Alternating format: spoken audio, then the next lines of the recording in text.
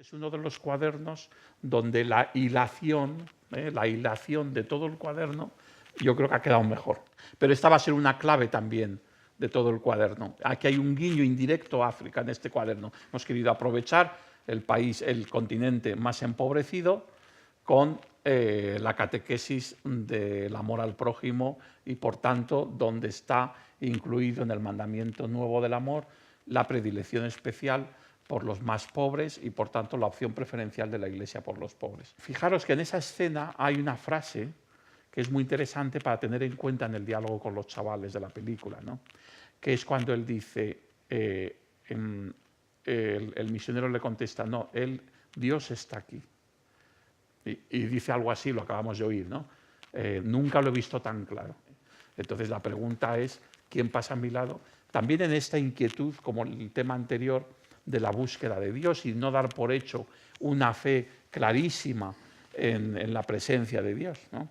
Sino en la propuesta de que al Dios en el que tú crees o tienes dudas o buscas, o ese Dios, cuidado porque pasa a tu lado, aunque no te des cuenta. Algunos reconocen en el pobre a Dios. No lo reconocen porque no saben de Dios, es decir, pueden tener una idea de Dios, pero no han descubierto la verdad de Dios revelada por Jesucristo, que nos muestra esta identificación total con el sufrimiento del hombre y, sobre todo, pues, con el hombre sufriente y, por lo tanto, también con el más necesitado, ¿no? Entonces, si yo tengo otra idea de Dios, pues entonces, ¿cómo voy a reconocer en el pobre a Dios si yo no sé lo que sé de Dios? Es muy falso. Tengo una idea de Dios muy distinta al verdadero Dios, ¿no? Otros porque no saben que Él se ha hecho pobre por nosotros, ¿no? El misterio de la encarnación. O si yo tengo una idea de Dios y aunque me hayan contado que Dios se ha hecho hombre, yo todavía no he tenido una experiencia de admiración, una experiencia de asombro ante el misterio de la encarnación y ante la novedad y la radicalidad del amor de Dios por el misterio de la encarnación, esto de que Dios se ha hecho pobre, pues entonces difícilmente pueda entender toda esta presencia de Dios en el otro, ¿no? Algunos lo acogen sin saber que es Dios e incluso sin saber de Dios, ¿no? Aquí en realidad es una doble posibilidad, ¿no? Unos lo acogen, creen en Dios y acogen al pobre por altruismo, pero no han llegado a descubrir que acogiendo al pobre están acogiendo a Dios, ¿no? Y otros no saben de Dios, no tienen noticia de Dios, no creen en Dios y, sin embargo, tienen sensibilidad y acogen al pobre y están acogiendo a Dios sin saberlo, ¿no? Entonces, son todas esas posibilidades, ¿no? Otros lo rechazan también sin saber que es Dios, aun cuando creen saber algo sobre Dios.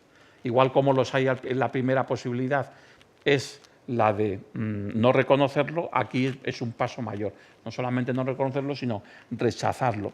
Creen en Dios, rechazan al pobre y no se dan cuenta de que eso es una contradicción, ¿no? Y otros los acogen sabiendo que en ellos se esconde Dios, que es la última posibilidad y es a la que nosotros les queremos invitar como propuesta de fe. Por eso termina con la pregunta, ¿y tú qué buscas?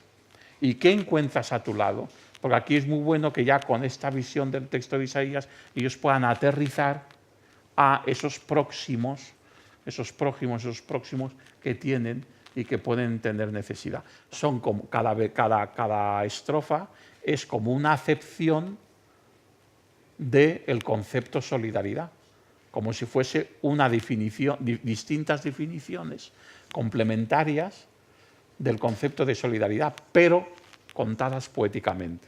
Pero no es la clase de ciencias sociales donde, después de haber visto los 4 puntos de un tema, ahora se les pide una síntesis. No, no es esto. Aquí lo que se les pide es que tiene que ver conmigo, es que ellos puedan expresar qué es lo que les ha impactado o con qué se quedan. Cuando pensamos en este texto teníamos otro texto alternativo para esta misma idea, que es la parábola del buen samaritano. Y no queríamos perder la parábola del buen samaritano, que o entraba en este cuaderno o ya en otro cuaderno era más difícil de que entrara. Entonces, ¿qué hemos hecho? Pues meterla también de soslayo. ¿Cómo la hemos metido de soslayo? Pues con 3 guiños distintos. Uno de los guiños aparece en uno de estos bocadillos, en el cuarto, que es el inicio, pero incluso con el texto mismo, ¿no? El inicio del texto de la parábola del buen samaritano aparece, como veis en la página 9, en el recuadro de más abajo. ¿Qué texto aparece aquí? Pues justo la primera parte de la parábola. ¿Por qué? Porque luego en la página de meditamos, de esta parte, vamos a poner el resto del texto. Escándalos de los cristianos. O sea, lo que más escandalizaba a los romanos de los cristianos eran 3 cosas. Una, que estos cristianos creyesen que con el sistema del imperio, ¿no?, de la crucifixión, que había un crucificado que para ellos no era nada más y nada menos que el Hijo de Dios. Primer escándalo, el misterio de la encarnación, ¿no? Segundo escándalo, la Eucaristía. De hecho, se les empezó a llamar a los cristianos como que comían a otros, ¿no? Y el tercer escándalo, que es curioso, es el amor, el considerarse todos, el considerar a todos los seres humanos hermanos. Esto ya, para ellos era ya el no va más, esto era absurdo, ¿no? Que estaba unido con el testimonio real de el cuidado de los leprosos, de los esclavos. Y nos vamos admiramos el beso de Cristina. Es un testimonio real de un joven catequista madrileño, incluso dice hace tiempo que no encontraba a Cristo por la calle. Como veis aquí, os decía antes de que este es un cuaderno donde la hilación es completa. Encontrar a Cristo por la calle, enseguida nos remite al cuento, nos remite a la película, nos remite al cuento, nos remite a Isaías, nos remite a todo lo que hemos visto hasta ahora. Hay una continuidad, ¿no?, en el testimonio, ¿no?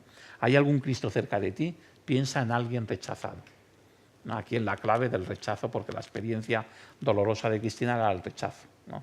Jesús también nos dice, ama al prójimo como a ti mismo. La expresión ama al prójimo como a ti mismo sí que tiene referencia en el Antiguo Testamento, porque está ya en el Deuteronomio, está ya está ya en la ley y los profetas. Exige un grado de amor enorme, porque amar al otro tanto como a uno mismo quiere decir que igual como a nosotros, si estamos aquí, estamos destemplados y tenemos la chaqueta al lado y empezamos a tiritar de frío, pues casi inconscientemente, instintivamente, nos la ponemos sobre los hombros, pues lo que Jesús nos está diciendo es que con esa misma espontaneidad tendríamos que estar pendientes del que tiene frío que está a nuestro lado, ¿no? O sea, como a uno mismo no es cualquier cosa. Y sin embargo, como a uno mismo es un grado inferior respecto al mandamiento nuevo. El mandamiento nuevo es nuevo. Hasta Jesús nadie lo ha dicho. Y nadie lo ha dicho así. Que es como yo os he amado. Nos vamos a respondemos, como siempre, en silencio, con una música de fondo si es posible, en el oratorio, y que cada uno escriba. Evidentemente aquí hay una pregunta de las 4 que adquiere una relevancia especial en el contraste con este evangelio, que es la 4ª pregunta, ¿no? ¿En qué quiere el Señor cambiar mi vida para que se parezca más al Evangelio y yo me parezca a Él, ¿no? ¿En qué quiere el Señor cambiar mi vida después de haber sido proclamado el mandamiento nuevo, ¿no? Por tanto, al identificar al buen samaritano con Jesús, nos lleva a la oración, a hablar con el buen samaritano es hablar con Jesús, nos hace entender el mandamiento nuevo como gracia que hay que pedir, porque es algo que lo tenemos que pedir, porque nosotros mismos no somos capaces de vivir el mandamiento nuevo, necesitamos pedir la gracia para vivirlo, y lo distingue del mero altruismo. Evidentemente, el contextualizar el mandamiento nuevo bien claramente en la oración también nos sirve a distinguir el mandamiento nuevo. No es el mandamiento de Jesús a que seamos sensibles ante los problemas de los demás y punto, que es el altruismo, sino que es mucho más que eso, ¿no? Solamente deciros que la foto pretende situar en el contexto misionero del que antes hablábamos, en el contexto africano, etc., ¿no? Aprendemos. La familia es el primer ámbito donde no dejamos que nadie pase necesidad. Pues esta visión de que la Iglesia es familia y, por tanto, en primer lugar, dentro de la familia de los cristianos hay una comunión de bienes materiales y espirituales, ¿no? Y, por tanto, no dejamos que nadie pase necesidad.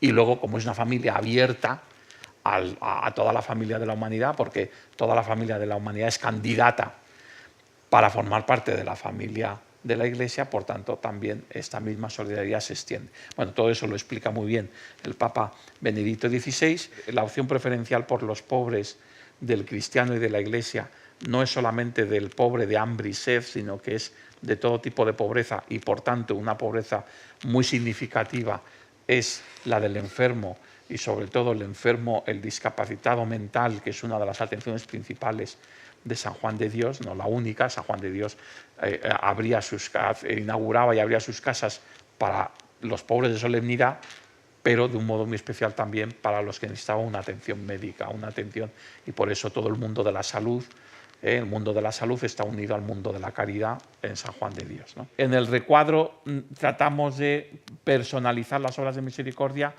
en una doble clave que no siempre se entiende así, porque casi siempre que hablamos de las obras de misericordia en la Iglesia, no solamente en la catequesis, las hablamos como propuesta del mandamiento nuevo, y evidentemente esa clave es fundamental, pero también entenderlas como recepción, es decir, por eso les preguntamos no solamente cuándo ellos han podido vivir o pueden vivir las obras de misericordia corporales, sino también cuándo las han recibido. Tú descubres que es un bien que hacen contigo y es un bien para ti, inmediatamente se convierte en regla de lo que es bueno que tú puedas hacer con los demás. Esta es la regla de oro, ¿no? Por tanto, la dimensión antropológica, la importancia de la universalidad intercultural e interreligiosa de la regla de oro. La regla de oro aparece en todas las culturas. Y luego la imagen, hemos querido, en la imagen del árbitro con la mano y el dedo levantado hacia arriba, pues un poco la imagen positiva de la regla de oro. No deja de ser una norma moral, por tanto un mandamiento, y en esta clave también del mandamiento en sentido positivo, ¿no? No como imposición, sino como regla de juego, ¿no? Como, mira, si tú quieres jugarte bien la vida, pues esta regla es fundamental, ¿no? Tenemos que llegar a poder salvar a la humanidad. Fijaros aquí el guiño con la película. Naciones Unidas, el mandato de...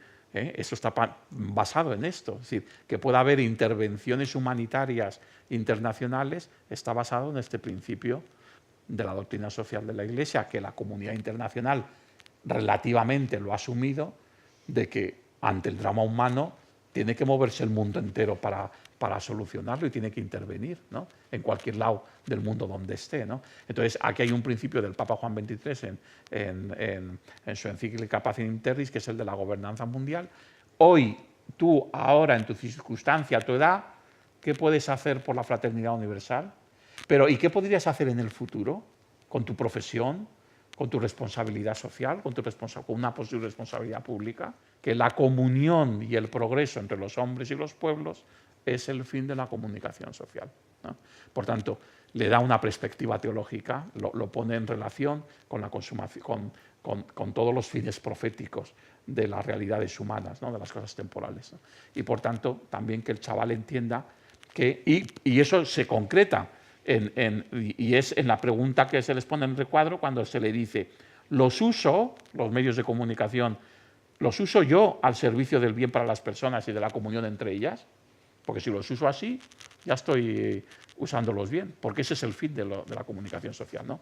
Primero, la hemos elegido por dos razones. Una, porque hace un guiño al buen samaritano, y otra, porque hace un guiño también porque termina con la regla de oro. Termina, haz que ninguno de nosotros sienta ajeno a la regla de oro de tu evangelio. Todo lo que queréis que la gente haga con vosotros, hacedlo vosotros con ella. Entonces, así, de algún modo, estamos reiterando, reforzando catequéticamente también desde la oración. Y aquí os he puesto en la hoja esta clave para vosotros, ¿no?